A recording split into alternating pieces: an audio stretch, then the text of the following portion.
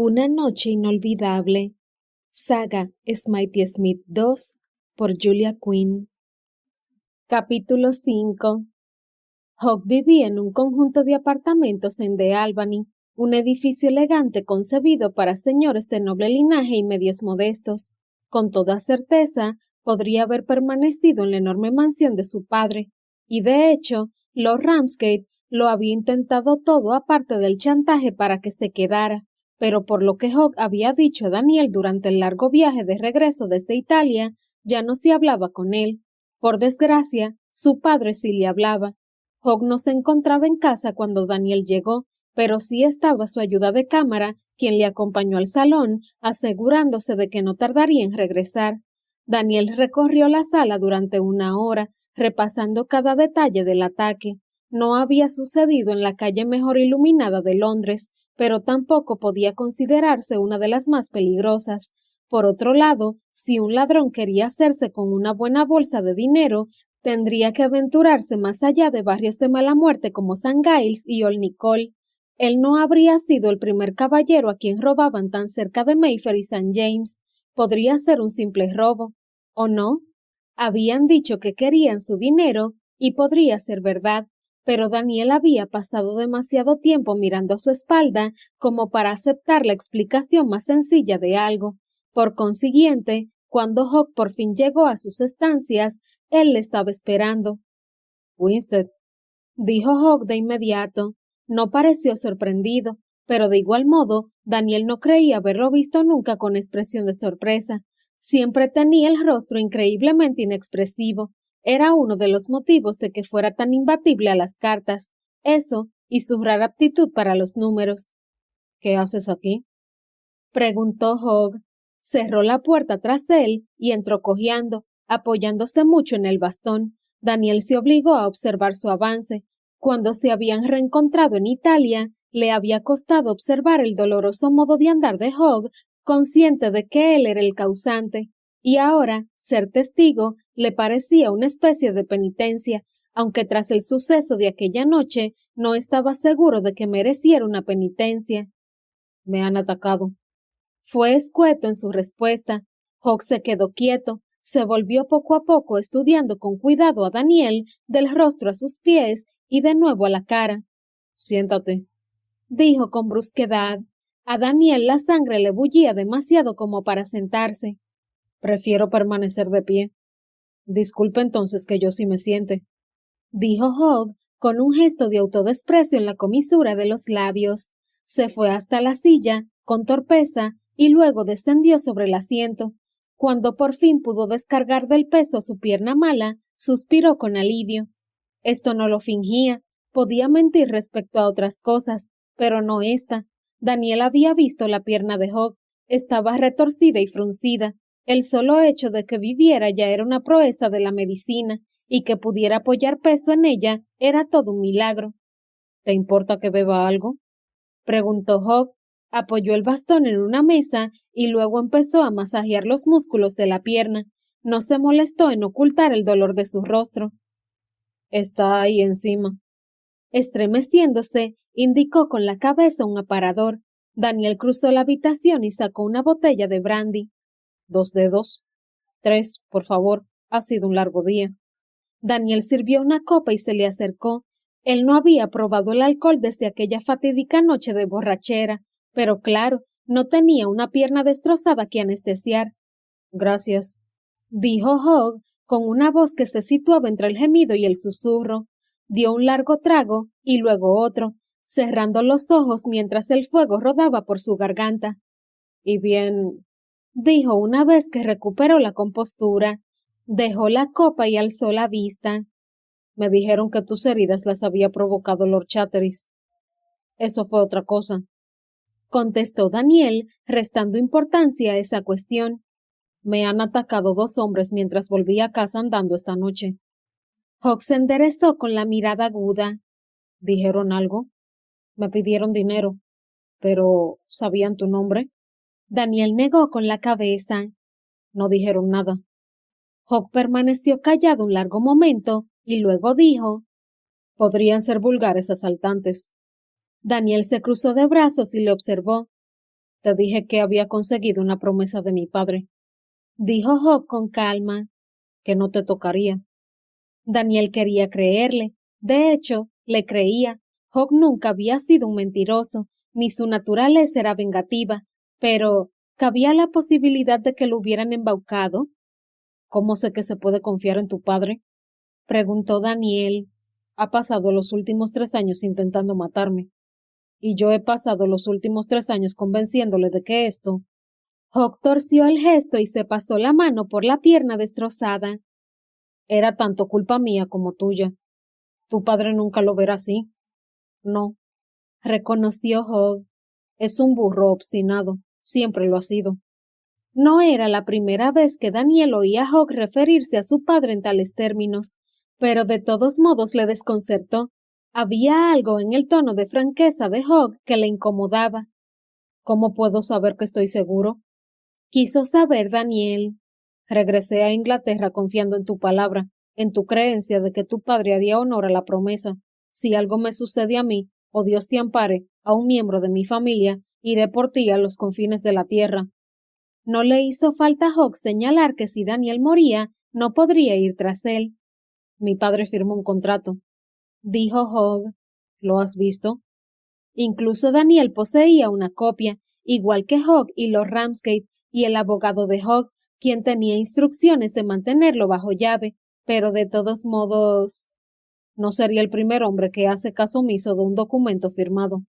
Dijo Daniel en tono grave. Desde luego. Hogg tenía mala cara y sus ojeras eran antiguas. Pero este no lo pasaría por alto. Yo me he asegurado personalmente. Daniel pensó en su familia, en su hermana y su madre, y sus divertidas y arrolladoras primas Plainsworth, a las cuales empezaba a conocer de nuevo, y pensó en la señorita Winter, cuyo rostro saltó de súbito al primer plano en su mente. Si algo le sucedía antes de tener ocasión de conocerla, si algo le sucedía a ella. Tengo que saber cómo puedes estar tan seguro, dijo Daniel con la voz transformada, esta vez en un susurro furioso. Bien.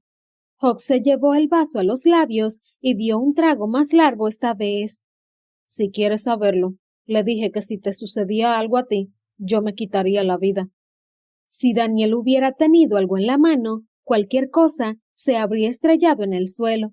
Era sorprendente que él mismo no se hubiera desplomado sobre el suelo.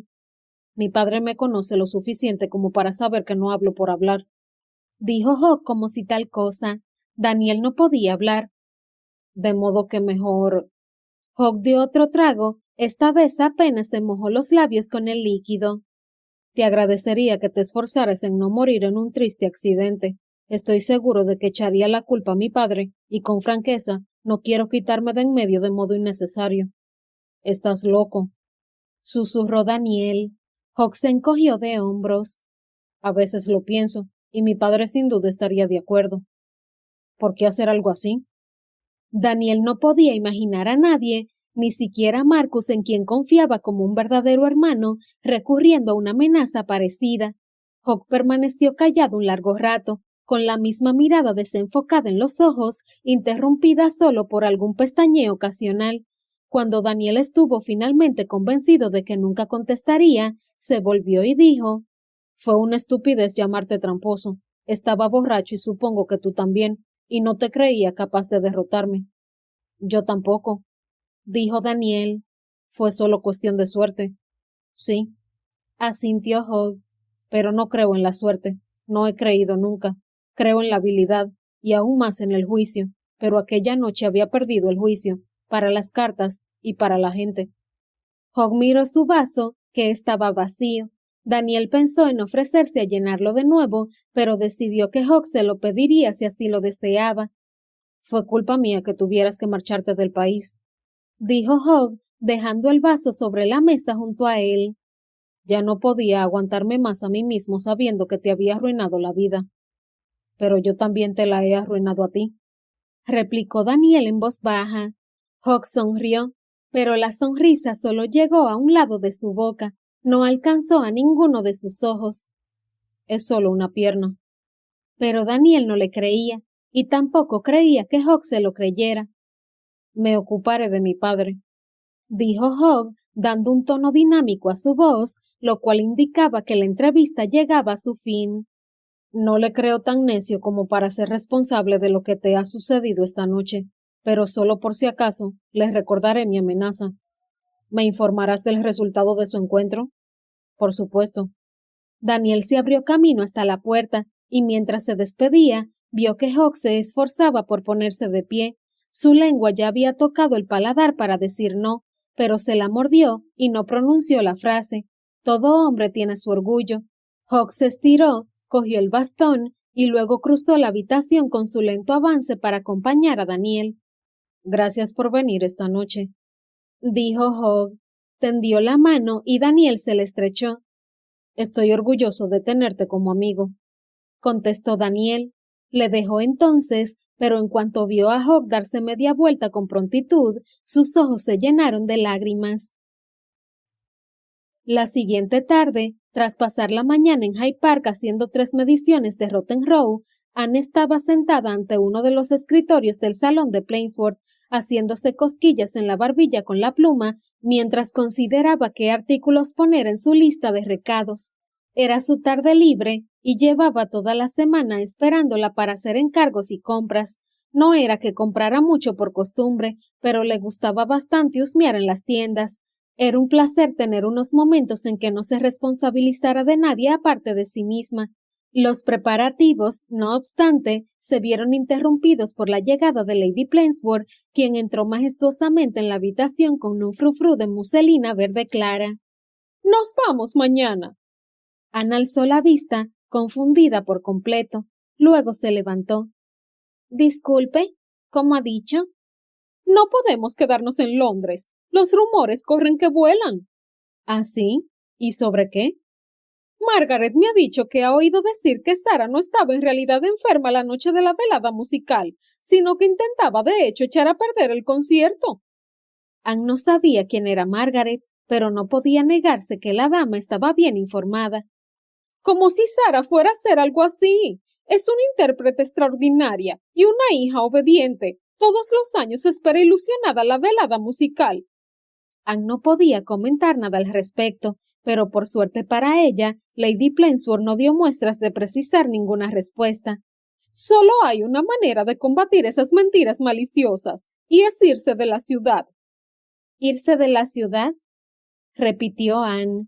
Parecía una solución extrema. La temporada estaba empezando y por lo que ella sabía, el principal objetivo era encontrar un marido a Sarah, algo con pocas probabilidades de lograr en Dorset, donde los Plainsworth habían vivido durante generaciones. Desde luego. Lady Plainsworth soltó un enérgico suspiro. Sé que la salud de Sarah parece haber mejorado, y tal vez sea así, pero por lo que al resto del mundo respecta, debe encontrarse a las puertas de la muerte. Anne pestañeó en un esfuerzo de seguir la lógica de la condesa. ¿No requeriría eso los servicios de un médico? Lady Plainsworth descartó la idea con un ademán. No, solo el saludable aire del campo. Todo el mundo sabe que en la ciudad no se puede guardar convalecencia. Anne asintió con la cabeza, aliviada en secreto. Prefería la vida en el campo. No tenía relaciones con el suroeste de Inglaterra y eso era preferible para ella. Además, estaba la complicación del encaprichamiento con Lord Winstead. Le correspondía a ella cortar eso de raíz y 200 millas de campiña entre ellos dos parecían la mejor manera de lograrlo. Tras dejar la pluma, preguntó a Lady Plainsworth: ¿cuánto tiempo estaremos en Dorset? Oh, no vamos a Dorset, gracias al cielo. Es un trayecto atroz. Tendríamos que pasar al menos una quincena fuera para que todo el mundo creyera que Sarah consigue el descanso y respiro suficiente. Entonces, ¿a dónde? Vamos a Whitehall Hill, anunció Lady Plainsworth. Está cerca de Windsor, muy próximo. Ni siquiera tendremos que viajar todo el día. ¿Whitehall Hill? ¿Por qué le sonaba familiar? Lord Winstead lo ha sugerido. Anne empezó a toser de repente. Lady Plainsworth la miró con cierta preocupación. ¿Se encuentra bien, señorita Winter? Es solo un poco polvo de la garganta, creo. Vaya, siéntese un momento, si cree que le va a sentar bien. No hay necesidad de guardar las apariencias conmigo, al menos no en este momento. Ana sintió agradecida y volvió a su silla. Lord Winstead debería haberlo sabido. Es una solución ideal para todos nosotros, continuó Lady Plainsworth. Lord Winstead también quiere ausentarse de Londres. La mala reputación, ya sabe, está corriendo la voz de que ha regresado y va a recibir un aluvión de visitas. ¿Quién puede culpar a un hombre de desear una pacífica reunión con su familia? Entonces, ¿va a acompañarnos? Preguntó Anne con cautela. Por supuesto, es su propiedad. Parecería extraño que viajáramos sin él, pese al hecho de que yo soy su tía favorita. Creo que su hermana y su madre vendrán también, aunque no estoy segura. Lady Plainsworth hizo una pausa y tomó aliento, con aire de satisfacción por el giro que tomaban los acontecimientos. La niñera Flanders supervisará los preparativos de las chicas, ya que es su tarde libre, pero cuando regrese, le agradecería muchísimo que lo repasara todo. La niñera es todo un cielo, pero se está haciendo mayor. Por supuesto, murmuró Anne. Adoraba a la niñera, pero hacía mucho que había quedado un poco sorda. Anne siempre había admirado el hecho de que Lady Plainsworth la mantuviera con la familia, pero claro, había sido niñera incluso de la propia Lady Plainsworth cuando era pequeña, y de la madre de Lady Plainsworth. Estaremos fuera una semana, continuó Lady Plainsworth. Por favor, asegúrese de preparar suficientes lecciones para que las chicas estén ocupadas. Una semana, en casa de Lord Winstead, con Lord Winstead instalado allí, el corazón de Anne casi se detiene y se acelera al mismo tiempo. ¿Estás segura de que se encuentra bien? Preguntó Lady Plainsworth. Se ha puesto muy pálida. Confío en que no haya cogido la misma infección que Sarah. No, le aseguró Anne. Eso sería imposible. Lady Plainsworth la miró. Me refiero a que no he estado en contacto con Lady Sarah. Se apresuró a apostillar a Anne. Me encuentro del todo bien. Solo me hace falta un poco de aire fresco. Como usted bien ha dicho, eso lo cura todo. Aunque Lady Plainsworth encontraba aquella perorata atípica en ella, no lo dijo. Bien, entonces, es el momento de que disfrute de su tarde libre. ¿Tiene planeado salir? Así es, gracias. Anne se puso en pie y se fue diligentemente hacia la puerta. Mejor que me ponga en marcha. Tengo muchos encargos de los que ocuparme. Hizo una rápida reverencia, luego salió disparado de regreso a su habitación para recoger sus cosas, un chal ligero en caso de que refrescara, su cartera y un poco de dinero para gastos personales, y abrió el cajón inferior y deslizó una mano bajo la escasa pila de ropas. Ahí estaba, sellada con cuidado y lista para enviar por correo. Ana había metido media corona en su última carta, por lo tanto confiaba en que Charlotte pudiera pagar el franqueo cuando ésta llegara. El único truco era asegurarse de que nadie más se percataba de quién había enviado de hecho la carta. Anne tragó saliva, sorprendida por el nudo en su garganta. A estas alturas tendría que estar acostumbrada, cabría pensar, a tener que firmar con un nombre falso las cartas dirigidas a su hermana, pero era la única manera. De hecho, doblemente falso. Ni siquiera las firmaba como Anne Winter, que suponía que era nombre tan suyo como había sido Anneliese Chocros. Metió con cuidado la carta en su cartera y se fue escaleras abajo. Se preguntaba si el resto de su familia habría visto alguna vez estas misivas, y en tal caso, ¿quién pensaría que sería Mary Philpot? Charlotte tendría que idear una buena historia para responder a eso. Hacía un buen día de primavera. Soplaba suficiente brisa como para hacerle desear llevar el sombrero sujeto con más seguridad. Pasó por Berkeley Square para continuar hacia Piccadilly, donde había una estafeta en la que le gustaba echar las cartas, justo en una calle lateral. No era el punto más próximo a la residencia Plainsworth, pero era una zona más concurrida y prefería el buen manto del anonimato que ofrecía. Aparte, le gustaba caminar y siempre era un placer ir a su propio ritmo. Piccadilly estaba tan concurrido como siempre. Se encaminó hacia el este, pasando junto a varias tiendas antes de levantarse el dobladillo unos centímetros para cruzar la calle. Media docena de carruajes circulaban, ninguno demasiado deprisa, y no le costó abrirse paso sobre los adoquines para subirse de nuevo a la acera, y... Dios bendito, ¿era ese? No, no podía ser. Nunca venía a Londres, o al menos antes no lo hacía. Quiso decir que en otro tiempo no lo había hecho y que... A Anne el corazón se le salía del pecho y durante un momento le pareció que se le empezaban a oscurecer y contraer los extremos de la visión. Se obligó a tomar aliento y llenar los pulmones. Piensa, tenía que pensar. El mismo cabello rubio, el mismo perfil de atractivo irresistible. Siempre había tenido un aspecto único. Era difícil imaginar que tuviera un hermano gemelo en la capital dando vueltas por Piccadilly. Anne notó las lágrimas, ardientes y furiosas, escociendo tras los ojos. No era justo. Había hecho todo cuanto se esperaba de ella. Había roto los vínculos con todo y todas las personas que conocía. Se había cambiado de nombre y se había puesto a trabajar tras prometer que nunca, jamás, hablaría de lo que sucedió en Northumberland tanto tiempo atrás. Pero George Cherville no había cumplido su parte del trato. Y si en efecto era él quien estaba de pie en el exterior de Bourne, la tienda de accesorios para caballeros, no podía permanecer ahí como un blanco fácil hasta lograr enterarse. Con un grito atragantado de frustración, se dio media vuelta y se metió corriendo en la primera tienda que encontró.